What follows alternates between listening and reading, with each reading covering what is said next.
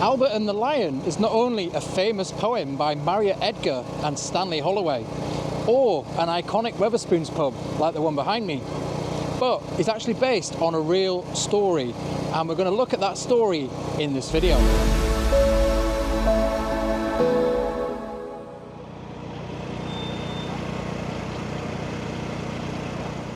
On the evening of Saturday the 12th of August in 1905, William Livesey, a 32-year-old Blackpool Tower Company worker, he worked there as a carter and in the Blackpool Tower Menagerie, which is just, or was, in the building behind me there.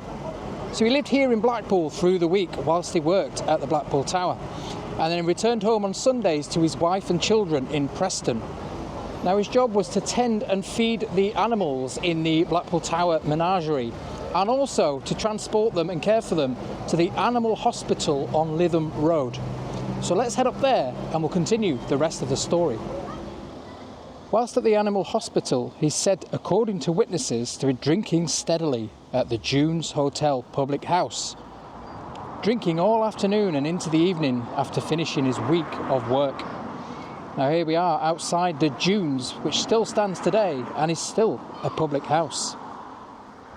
He was telling his pals in the pub about his job and that he cared for the lions, and asked if they would like to come and see them. Only one person, or one friend, is believed to have gone with him. They purchased bottles of beer to take away, and at 11 p.m. they set off over the road to the animal hospital. William is said to have used his keys to access the animal hospital building, and they entered inside. But what happened next is a total guess.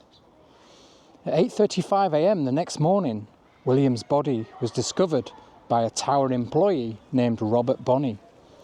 His clothes had been ripped off and the flesh on his lower half of his body had been eaten off.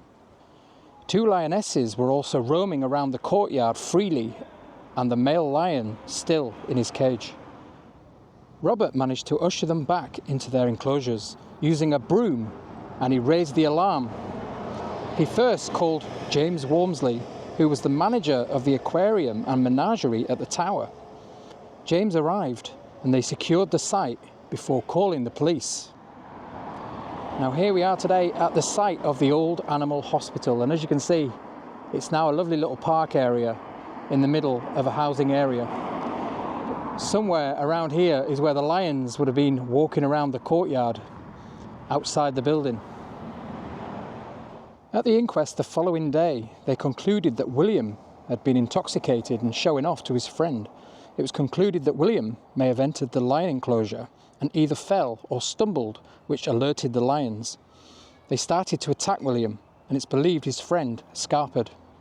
It's also said that it was unusual for young lions to just attack unless they felt threatened. So it may have been unfortunate that William had startled them. They also found 2 smashed bottles, which they believe may have been thrown by William's friend, Edward Eves, in order to stun the animals and scare them away from himself and William. Why did Edward not raise the alarm? It's possible that he was terrified and also scared of being in trouble for entering the building, or even blamed for his death. There was never any evidence found that showed that anyone other than William had entered the building. Edward did eventually come forward, and he admitted that he'd entered with William and he fled because he didn't want to get into trouble. It sounds like a simple case of someone drunk showing off to his friend, but there are also numerous other theories of what happened that night. But there's even more sinister theories to go with this story, such as being lured there by a third party, or even that he heard a noise and went to investigate.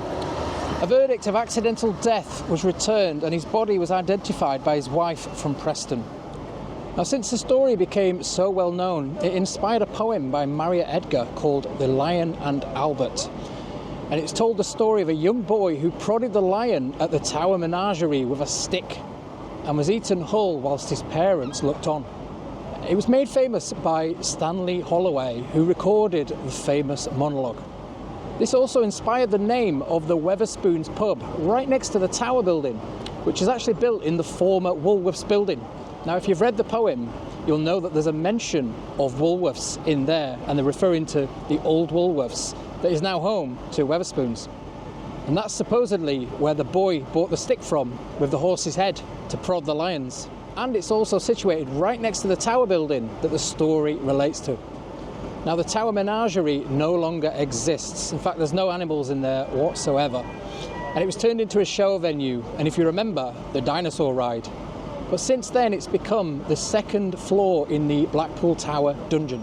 And as we saw, the animal hospital has also gone, which means that the only remaining piece from the actual story is the pub, the Dunes, that William was drinking in. Anyway, I hope you enjoyed our story of Albert and the Lion, or the real story of William Livesey. I'll see you in the next video very soon. Bye for now. There's a famous seaside place called Blackpool that's noted for fresh air and fun. And Mr. and Mrs. Ramsbottom went there with young Albert, their son. He, a grand little lad, was young Albert, all dressed in his best, quite a swell, with a stick with an horse's head handle, the finest that Woolworths could sell. They didn't think much to the ocean, the waves they was fiddling and small.